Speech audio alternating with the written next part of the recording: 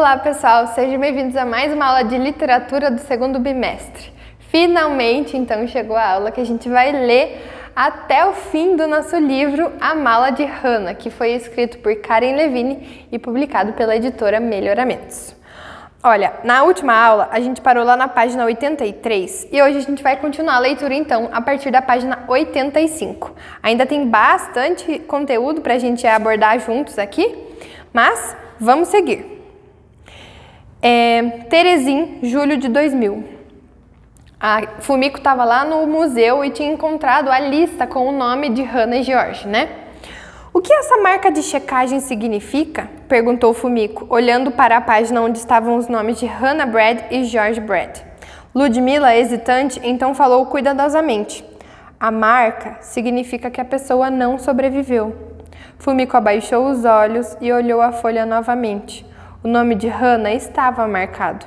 Com as quase 15 mil crianças que passaram por Theresienstadt, Hannah morreu em Auschwitz. Fumiko abaixou a cabeça e fechou os olhos. Ela já desconfiava da verdade, mas vê-la confirmada no papel era um golpe. Fumiko sentou-se ali, em silêncio, tentando assimilar o que ouvira. Então, recompôs-se, olhou para cima. A história de Hannah não estava acabada. Agora, mais do que nunca, Fumiko queria saber tudo sobre ela, para si mesma, para as crianças que esperavam no Japão e para a memória de Hannah. Estava absolutamente determinada a impedir que essa vida, tirada tão injustamente, fosse esquecida. Era sua missão e a busca não tinha acabado. Não há marcas ao lado do nome de George, disse Fumiko. Será que há um jeito de descobrir se ele está... O que aconteceu com ele? Para onde ele foi? Ele ainda está vivo? Se ela pudesse encontrá-lo, ele poderia lhe contar mais sobre Hannah. Fumiko tremia de ansiedade. Do outro lado da mesa, Ludmila olhou com tristeza para Fumiko. Podia ver como Fumiko queria mesmo saber. Não tenho ideia do que aconteceu com ele, disse suavemente. A guerra foi há tanto tempo, você sabe. Ele pode ter ido para qualquer lugar do mundo. Pode ter mudado o nome, ou pode até mesmo já ter morrido de velhice. Por favor, implorou Fumiko, ajude-me a encontrá-lo. A mulher suspirou e virou-se para as estantes com largos volumes com nomes de listas. Podemos procurar pistas aqui, disse ela. Por uma hora, Fumiko e Ludmila olharam os livros cheios de nomes, procurando outra menção a George Brad. E finalmente encontraram uma. Estava na lista de prisioneiros do Kinderheim L417, a casa dos meninos em Theresienstadt. Os nomes estavam agrupados em listas de 6, pois 2 garotos compartilhavam o mesmo colchão num beliche de 3 andares. Quando Ludmila checou os nomes do grupo de George Brad, olhou para Fumiko assustada. Kurt Kotouk, disse ela. Kurt Kotouk, repetiu. Eu conheço esse nome, ele está vivo. Acho que esse colega do beliche de George vive em Praga, mas não tenho ideia do seu endereço. Se o localizarmos, talvez ele possa nos dizer o que aconteceu com o irmão de Hannah. Infelizmente, não há mais nada que eu possa fazer por você aqui. Tente no Museu Judeu em Praga. Talvez alguém ali consiga ajudá-la. Fumiko agradeceu Ludmila muitas vezes por tudo o que havia feito. Abraçou Ludmila e prometeu contar os resultados de sua busca. Ludmila desejou toda a sorte a Fumiko. Então Fumiko pegou sua pasta e correu do museu até a praça. O ônibus para Praga sairia a qualquer momento. Praga, julho de 2000. Restavam apenas algumas horas para que o avião de Fumiko partisse para o Japão na manhã seguinte. Tão logo saiu do ônibus em Praga, chamou um táxi. Museu Judeu, por favor, disse, tentando recuperar o fôlego. Ela chegou ao Museu Judeu em Praga alguns minutos antes do fechamento. O guarda pediu que voltasse no dia seguinte. Não posso, implorou Fumiko. Tenho de voltar ao Japão amanhã de manhã. Estou aqui para ver Mikaela Hajek. Ela me ajudou a encontrar desenhos muito importantes. Quando nada mais parecia convencer o guarda, Fumiko distorceu um pouco a verdade. Ela está me esperando, disse Fumiko, confiante. E ele a deixou entrar. Dessa vez, Fumiko teve sorte. A mulher estava em seu escritório e se lembrou da história de Hannah. Ela ouviu atentamente o relato de Fumiko sobre tudo o que havia descoberto. Já ouvi falar de Kurt Kotouk, disse Micaela com voz suave. Fumiko nem conseguia acreditar. Vou ajudá-la a encontrá-lo, prometeu Micaela. Ela percebeu que Fumiko não tinha tempo a perder. Fumiko sentou-se em silêncio, enquanto Micaela dava um telefonema atrás do outro. Cada pessoa com quem Micaela falava ao telefone fornecia outro número de contato e desejava boa sorte na busca. Finalmente, ela encontrou um escritório em que o Sr. Kotouk trabalhava como historiador de arte. Ela passou o telefone para Fumiko para que ela tentasse explicar a situação. A secretária queria ajudar, mas disse que o Sr. Kotouk estava partindo em viagem para a América naquela noite. Sinto muito, explicou a secretária, mas será impossível vê-lo hoje. Ele não tinha tempo nem para dar um telefonema. Micaela percebeu o desapontamento no rosto de Fumiko. Pegou o telefone de volta e implorou à secretária. Você não tem ideia de como essa jovem está desesperada. Ela tem de voltar ao Japão logo pela manhã. Essa é sua única chance. A secretária finalmente cedeu. 2 horas mais tarde, o céu já estava escuro e o museu oficialmente fechado. Todos os funcionários já tinham ido embora, mas um escritório continuava com as luzes acesas. Ali, Fumiko e Micaela aguardavam a chegada do Sr. Kotouk. Finalmente, ele chegou. O homem forte, com grandes olhos brilhantes, tinha muito o que contar. Tenho apenas meia hora, disse ele, antes de ir para o aeroporto. Claro que me lembro de George Brad. Dormimos no mesmo beliche em Teresindarte. Nunca esquecemos os laços que formamos com as pessoas em Teresindarte.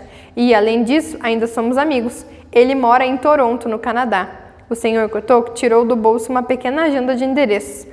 Aqui está o que você procura, disse, sorrindo.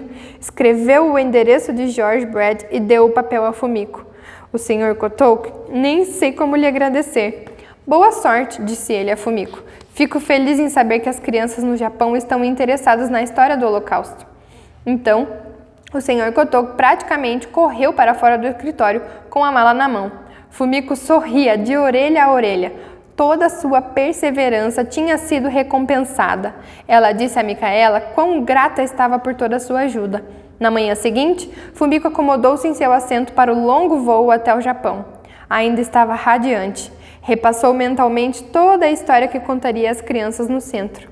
Quando pensava que Hana tinha um irmão mais velho, lembrava-se da própria irmãzinha, 3 anos mais nova. Fumiko sempre a protegeu e imaginou como seria horrível se ela estivesse em perigo. Só de pensar nisso, ela tremia. Olhava pela janela enquanto os eventos do dia anterior se repetiam em sua mente. Depois de 1 hora, caiu num sono profundo. Era a primeira vez que relaxava depois de muito tempo. Tóquio, agosto de 2000. De volta a Tóquio. Fumiko convocou uma reunião especial do Pequenas Asas. Ela contou todos os detalhes de sua aventura aos membros. As notícias tristes vieram primeiro. Quando as crianças se reuniram em círculo ao redor dela, Fumiko contou numa voz suave o que todos imaginavam. Hana tinha morrido em Auschwitz. Mas tem uma ótima surpresa, disse Fumiko. Os rostos das crianças se encheram de esperança. Hana tinha um irmão chamado George e ele sobreviveu. As perguntas começaram imediatamente. Onde ele está? Quantos anos ele tem? Ele sabe que estamos com a mala de Hana? Fumiko disse tudo o que sabia e disse que ficaria até tarde naquela noite para escrever uma carta a George. Podemos enviar alguma coisa junto com a carta? Perguntou Maiko. As crianças mais velhas se espalharam à procura dos lugares tranquilos para sentar e escrever poemas. O que podemos fazer? Akira perguntou. Faça um retrato de Hana. Mas eu não sei como ela era. Use sua imaginação. E Akira fez exatamente isso. Uma homenagem para a Hana das crianças do Centro Educacional do Holocausto. Elas usaram o jeito alemão de escrever Hana, porque estava assim na mala. Tem aqui o desenho que as crianças do Japão fizeram para enviar.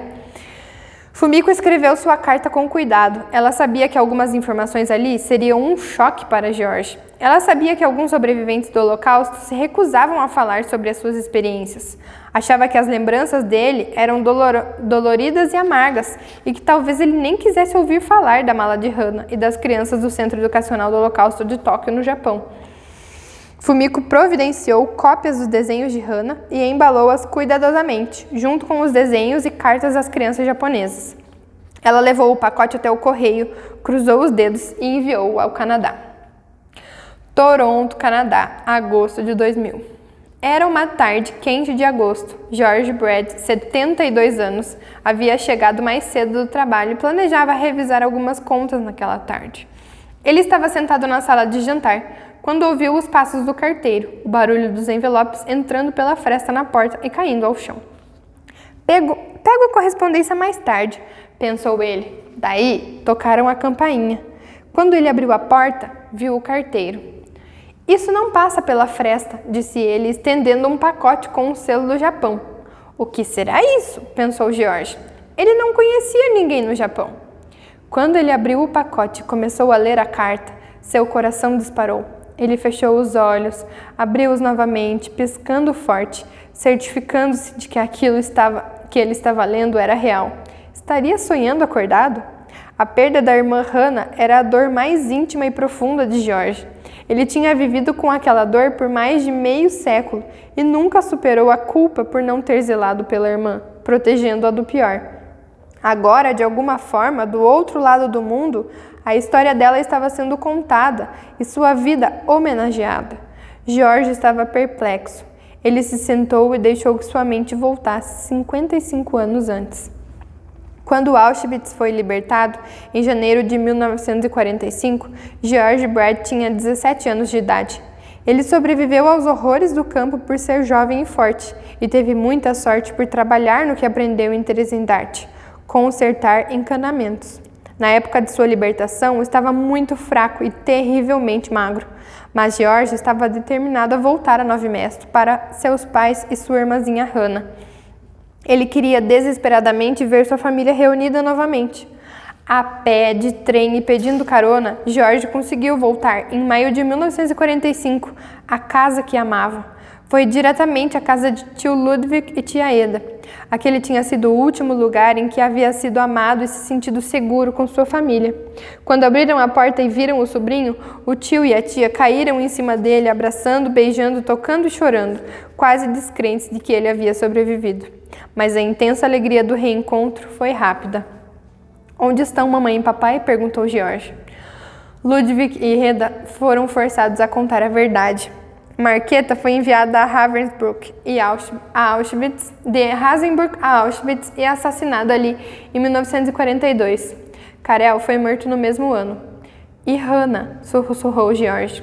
Tudo o que seus tios sabiam era que ela tinha sido enviada a Auschwitz. Por meses, George nutriu a vã esperança de que, algum jeito, em algum lugar, Hannah apareceria. Ele procurava por ela no rosto de todas as meninas que via, em cada rabo de cavalo que passava balançando, em cada passo lépido de uma criança saudável na rua. Um dia, George encontrou uma adolescente na rua principal de Praga. Ela parou bem na frente dele. George? Perguntou. Você não é George Brad, irmão da Hannah? Meu nome é Marta. Eu conhecia a Hannah. Todas nós, as garotas mais velhas de Theresienstadt, amávamos a sua irmã.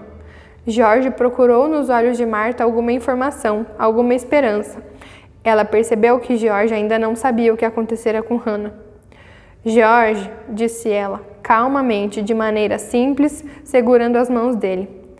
Hannah foi enviada para Auschwitz e morreu na câmara de gás no mesmo dia em que chegou. Sinto muito, George. Hannah está morta. Os joelhos de George viraram gelatina e todo o seu mundo escureceu. Aqui tem uma cópia da carta que Fumiko enviou para George lá no Canadá. Toronto, agosto de 2000. Mais de meio século depois de George descobrir o terrível destino de seus pais e sua irmã, muita coisa aconteceu. Aos 17 anos, George deixou Novo Mesto, mudou-se de cidade em cidade pela Europa, carregando seu único bem precioso, uma caixa com fotografias de sua família que tio Ludwig e tia Eda haviam escondido. Então, em 1951, mudou-se para Toronto e abriu uma firma de serviços de encanamento, junto com outros sobreviventes do Holocausto. E fez muito sucesso. George se casou, tornou-se pai de 3 filhos e muito depois de uma filha. George se orgulhava de, apesar do sofrimento durante o Holocausto e do assassinato de seus pais e de sua irmã pelos nazistas, ter continuado a viver. Era um empresário bem-sucedido e um pai orgulhoso. Ele se considerava uma pessoa saudável, que na maior parte do tempo deixava sua experiência de guerra no passado. Mas, quando alcançava um objetivo ou se sentia alegre, sempre era cutucado pela lembrança de sua linda irmãzinha e de seu terrível destino. E agora ali estava ele com uma carta do outro lado do mundo, contando como a mala de sua irmã estava ajudando uma geração de japoneses a aprender sobre o Holocausto. A carta de Fumiko também pedia gentilmente sua ajuda. Por favor, me desculpe se minha carta o machuca por lembrá-lo de sua experiência difícil, mas eu gostaria muito de poder saber mais da sua história e da história de Hana. Gostaríamos de saber como era a vida de vocês antes de serem enviados ao campo, as coisas sobre as quais conversavam, seus sonhos e os sonhos dela. Estamos interessados em qualquer coisa que ajude as crianças no Japão a se sentirem mais próximas de Hana. Gostaríamos de entender o que o preconceito, a intolerância e o ódio causaram às crianças judias. Se possível, ficaria muito grata se pudesse me emprestar algumas fotos da família. Estou ciente de que a maioria dos sobreviventes do Holocausto perdeu suas famílias e suas lembranças, mas se tiver alguma foto, seria de muita ajuda para as crianças do Japão entenderem um pouco mais sobre o Holocausto. Nós, do Centro Educacional do Holocausto de Tóquio, e as crianças do Pequenas Asas, estamos exultantes em saber que Hana tinha um irmão e que ele sobreviveu. Estava assinado Fumiko Ishioka. Jorge nem conseguia acreditar. Tantas conexões espantosas e coincidências estranhas colocaram 3 mundos juntos: o mundo das crianças no Japão, o mundo de Jorge no Canadá e o mundo perdido de uma menina judia da Tchecoslováquia, que tinha morrido havia tanto tempo. Jorge limpou a lágrima que descia pela sua bochecha e abriu um sorriso. O rosto de Hana estava tão claro em sua mente. Ele quase podia ouvir sua risada e sentir sua mão macia. Jorge foi até o grande armário de madeira e pegou um álbum de fotografias. Queria entrar em contato com Fumiko Ishioka o mais rápido possível. Tóquio, setembro de 2000. Desde que mandara a carta para Toronto, Fumiko estava com os nervos à flor da pele. Será que Jorge mandaria uma resposta? Será que ele ajudaria os japoneses a conhecer Hana? Até mesmo o carteiro sabia como Fumiko estava ansiosa pela resposta. Alguma coisa do Canadá hoje? Ela sempre perguntava quando o via andando em direção à porta da frente. Ele ficava triste em ver o desapontamento no rosto dela dia após dia. Então, no último dia do mês, Fumiko estava recepcionando 40 convidados no centro. Eram alunos e professores que tinham vindo aprender sobre o Holocausto e ver a mala. Pelo canto do olho, através da janela, Fumiko viu o carteiro andando rapidamente em direção ao prédio com um largo sorriso no rosto. Fumiko pediu licença e correu para encontrá-lo. Aqui está, disse ele, sorrindo de orelha a orelha, e pôs nas mãos dela um grosso envelope vindo de Toronto. Oh, obrigada, exclamou Fumiko. Obrigada por fazer o meu dia feliz. Levou o pacote até seu escritório e abriu-o. Conforme ia folheando as páginas, fotos iam aparecendo. 4 fotografias de Hana, o cabelo louro brilhando em volta de seu rosto redondo. Fumiko gritou, não conseguia segurar. Alguns professores que visitavam o centro, assim como alguns alunos, correram até o escritório. O que aconteceu? Alguma coisa errada? Não há nada errado. Estou tão feliz, tão animada. Olhem, aqui está uma foto de Hana, essa linda garotinha cuja história batalhamos tanto para conseguir. Juntamente com as fotografias, havia uma longa carta de Jorge. Por intermédio da carta, Fumiko ficou sabendo dos dias felizes de Hana em Nove Mesto, de sua família, de como ela adorava esquiar e patinar. Era reconfortante saber que Hana tinha vivido uma vida feliz antes de a guerra arruinar tudo. E Fumiko ficou sabendo quem era Jorge, como ia lendo sobre sua vida no Canadá, seus filhos e netos. Fumiko sentiu que explodia de felicidade. Ela começou a chorar. Ele sobreviveu! Repetia a si mesmo. Ele sobreviveu! Mais do que isso, tinha uma linda família. Não conseguia esperar até contar aos membros do Pequenas Asas. Março de 2001, Tóquio. Acalmem-se, disse Fumiko sorrindo. Eu prometo que logo, logo eles estarão aqui. Mas nada do que dissesse aplacaria o entusiasmo das crianças naquela manhã. Elas pipocavam ao redor do centro, checando seus poemas, arrumando suas roupas pela enésima vez e contando piadas bobas para o tempo passar mais rápido. Até Maiko, cuja tarefa era acalmar as outras crianças, estava agitada. Então, finalmente, a espera chegou ao fim. George Brad havia chegado e havia trazido com ele sua filha de 17 anos, Lara Hana. Agora, as crianças ficaram quietas. Na entrada principal do centro, elas cercaram George e o cumprimentaram curvando as costas, como é de costume no Japão. Akira presenteou George com uma linda guirlanda multicolorida de origami. Todas as crianças se empurravam delicadamente para poder chegar perto dele. Tantos meses depois de Fumiko ter recebido a carta de George, estavam exultantes por finalmente conhecê-lo pessoalmente. Fumiko segurou George pelo braço. Agora, venha conosco ver a mala de sua irmã. Eles andaram até a área de exposição, e ali, cercado pelas crianças, com Fumiko segurando uma de suas mãos e sua filha Lara a outra, George viu a mala. De repente, uma tristeza insuportável caiu sobre ele. Ali estava a mala, ali estava o nome escrito e bem em cima, Hannah Brad, sua irmã linda, forte, brincalhona, generosa e divertida. Ela morrera tão jovem de uma forma tão horrível. George baixou a cabeça e deixou as lágrimas rolarem. Mas, alguns minutos mais tarde, quando olhou para cima, viu sua filha.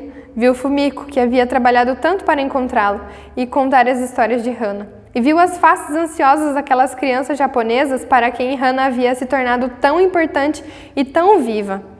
George se deu conta de que, no final, um dos desejos de Hannah havia se tornado realidade. Hannah tinha se tornado uma professora. Por causa de sua mala e de sua história, milhares de crianças japonesas aprendiam as coisas que George considerava as mais preciosas dádivas que podemos ter no mundo: tolerância, respeito e compaixão. Que presente Fumiko e essas crianças me deram, pensou ele, e que honra para Hannah. Fumiko pediu às crianças que se sentassem em círculo. Ela brilhava de orgulho quando, uma por uma, as crianças presentearam George com os desenhos e os poemas sobre Hannah. Quando acabaram, Maiko levantou-se, respirou fundo e leu alto um poema. Hannah Brad, 13 anos de idade, a dona desta mala. 58 anos atrás, 18 de maio de 1942, 2 dias depois de celebrar seu aniversário de 11 anos, ela foi levada para Terezin, na Tchecoslováquia. 23 de outubro de 1944, amontoada com outras garotas num trem de carga, ela foi para Auschwitz. Ela foi levada à câmara de gás logo depois. As pessoas só podiam levar uma mala cada uma. Eu tento imaginar o que Hannah levou na sua mala. Hannah teria 69 anos hoje, mas sua vida acabou quando tinha 13. Eu imagino que tipo de garota ela era. Alguns desenhos que ela fez em Terezin, isso é tudo que ela deixou para trás, para nós. O que esses desenhos nos dizem? Memórias felizes de sua família? Sonhos e esperança para o futuro? Por que ela foi morta? Havia uma razão. Ela nasceu judia. Nome: Hannah Brad. Data de nascimento: 16 de maio de 1931. Órfã. Nós, pequenas asas, vamos contar a todas as crianças do Japão o que aconteceu com Hannah. Nós, pequenas asas, nunca esqueceremos o que aconteceu com 1,5 milhão de crianças judias. Nós, crianças, podemos fazer a diferença em construir a paz nesse mundo para que o Holocausto nunca aconteça de novo.